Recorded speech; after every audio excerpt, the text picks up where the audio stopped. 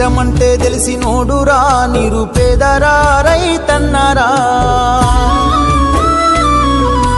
కడుపు నింపే అన్నం మెతుకురా అన్నదాతరా రైతన్నరా